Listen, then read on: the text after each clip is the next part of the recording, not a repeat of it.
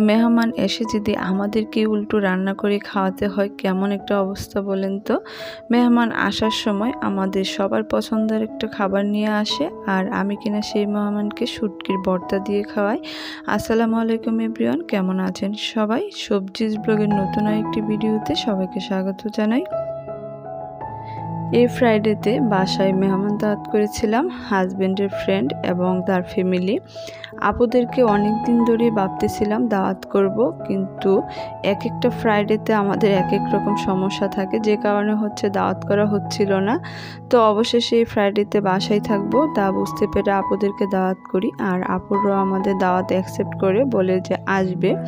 তো গতকালকে আপুরা জানিয়েছে আসবে। তো শুক্রবার সকালবেলা উঠে আমি রান্নার কাজে ব্যস্ত হয়ে গিয়েছি। তো যেহেতু মেহমান আসবে, আমি চেষ্টা করতেছিলাম যত দ্রুত রান্নাটা শেষ করে ফেলা যায়। আমি এক পাশের চুলায় পায়েস বসিয়েছি, আর অন্য পাশে ডিমের কুরমাটা করে নিচ্ছিলাম। আমার বাসায় যখন প্রথমবার কোনো মেহমান আসে, তো আমি চেষ্টা করি মিষ্টি আইটেমগুলোর মধ্যে সবচেয়ে বেশি পায়েসটা করে রাখার জন্য, কারণ এই পায়েসটা সত্যি অসাধারণ হয়। আমার শাশুড়ি থেকে শেখায় পায়েসের রেসিপিটা। তো আমার ম্যাক্সিমাম রান্নাই আমার শাশুড়ির কাছ থেকে শেখা আর কি। আর এই দিকে দেখুন, সকালবেলা শুক্রবার তার বাবা বাসায়। তো বাবাকে বাসায় দেখে ছেলের বায়না যেন শেষই হয় না। সে নুডলস খাবে, সে বাঁধাকপি, গাজর, পেঁয়াজ, আলু সব কিছু দিতে হবে। সে একটা একটা করে নাম বলতেছে, তো কোনো রকমই তার কান্না থামতেছে না। তো আমি বুঝতেছি হয়তো বা শরীরটা বেশি একটা ভালো লাগতেছে না, সেই জন্য বাচ্চারা ম্যাক্সিমাম সময় শারীরিক কোনো সমস্যা বা কোনো অস্বস্তি ফিল করলেও বেশি বায়না করে জেদ ধরে। তো আমি শর্টকাট ওয়েতে তাকে নুডলসটা করে দিলাম। আর এইদিকে আমার গরুর মাংসটা হয়ে গিয়েছে। তো আমি আলু দিয়ে আরও 2টা সিটি দেওয়ার জন্য দিয়ে দিলাম। আর অন্যদিকে আমি আজকে রোস্ট করব না, রোস্টের বদলে চিকেন ফ্রাই করব। যেহেতু বাচ্চারা আছে, মেন টার্গেটটা বাচ্চারাই। বাচ্চারা চিকেন ফ্রাই খেতে পছন্দ করে। আমি যখন এর আগে আপুর বাসায় গিয়েছিলাম, আমি জানতে পারি যে আপুর বাচ্চারাও চিকেন ফ্রাইটা খুবই বেশি পছন্দ করে। তো সেই জন্য আর কি করা। তো এদিকে আমি সব মশলা দিয়ে ম্যারিনেট করে নিয়েছি। আর আমি মশলা দিয়ে ম্যারিনেট করার আগে কাঁটা চামচ দিয়ে একটু মাংসটাকে ভালো করে কেচে নিয়েছি, যাতে করে লবণ মরিচটা মাংসের ভিতরে ভালো করে প্রবেশ করে। যখন ভালোবাসার মানুষগুলো আসে, তারা আসলে কোনো কাজকেই যেন কঠিন মনে হয় না এবং কষ্ট মনে হয় না। যে আপুটা আসবে আমার হাজব্যান্ডের ফ্রেন্ড হলেও সে আমাকে ছোটো বোনের মতো অনেক স্নেহ করে। তো ওই জায়গা থেকে আমার খুব ভালো লাগার একজন বড় আপু বলতে গেলে। তো আর এদিকে আরেকটা কারণ আজকে ওর আব্বু আছে। যেহেতু ওর আব্বু আছে, তারা বাপ মেয়ে মিলে পুরো ঘরটা গুছিয়ে নিচ্ছে আমাকে জিজ্ঞেস করে করে। তো সব কিছুই ওর আব্বু করে নিচ্ছিল, আর আমি শুধু আজকে রান্নাঘরের কাজগুলো একা হাতে হ্যান্ডেল করতেছিলাম। বাকি সব কাজ বাপ মেয়ে করতেছে। তো নতুন কড়াই কিনেছিলাম, ভাবলাম মেহমান আসার উদ্দেশ্যে আজকে নতুন কড়াইটাতে রান্না করি। তো খুব তাড়াহুড়ায় যেহেতু ছিলাম যে মেহমান আসার আগে সব কাজগুলো কমপ্লিট করব, তো সেই জন্য ফুল ভিডিওটা আমি করতে পারিনি। তো অলরেডি কিন্তু আমার চাইনিজ ভেজিটেবলটা রান্না করা হয়ে গিয়েছে। তো আপুরা আসার পর কিছুক্ষণ সময় তাদের সাথে কাটালাম। তারপর আমি চিকেন ফ্রাইগুলো আমি ভাজতে বসালাম। আর এইদিকে আপুর হাজব্যান্ডের শুটকির ভর্তা পছন্দ। তো ভাইয়ার জন্য শুটকির ভর্তা করলাম, একটু ডাল চচ্চড়ি করলাম, সালাদও কেটে রেখেছি। আর আমি একদম লাস্ট মুহূর্তে এসে মনে হলো যে অল্প কিছু সাদা ভাত বসিয়ে দিই, তো সেজন্য সাদা ভাতটাও বসিয়ে দিলাম। আর এদিকে কিন্তু আমি আগেই পোলাওটা করে রেখেছিলাম।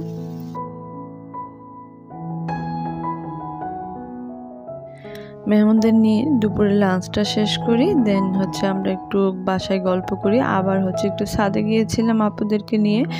তো ছাদটা একটু ঘোরাঘুরি করি, আর আফরা আর আপুর মেয়েরা বাচ্চারা একটু ব্যাডমিন্টন খেলাধুলা করে আমরা বাসায় আসার পর আপু নিজের হাতে সবাইকে কফি করে খাওয়ালো। তো আপু কফিটা খুব ভালো বানায়, আর যেহেতু আমি রান্না করেছি সেজন্য আমাকে কফিটা বানাইতে দিল না যে আমি বানাবো। তো যাই হোক, আপুরা আসার সময় বাচ্চাদের জন্য একটা কেক নিয়ে এসেছে। যেহেতু কেক সব বাচ্চাদেরই একটা পছন্দ পছন্দের আইটেম থাকে, তো সেজন্য আর কি যে বাচ্চাদের জন্য কেকটা নিয়ে আসা। আর আমার ছেলের কথা শুনে সবাই হাসতেছিল, কারণ তার বার্থডে চলে গিয়েছে। তো আপু বলতেছিল সমস্যা নেই, আমরা তোমার বার্থডে 2 বার পালন করব, সেই নিয়ে মজা করা হচ্ছিল আর কি। তো এই তো সবাই মিলে কেকটা কাটা হলো, দেন আমরা অনেক মজা করলাম একসাথে।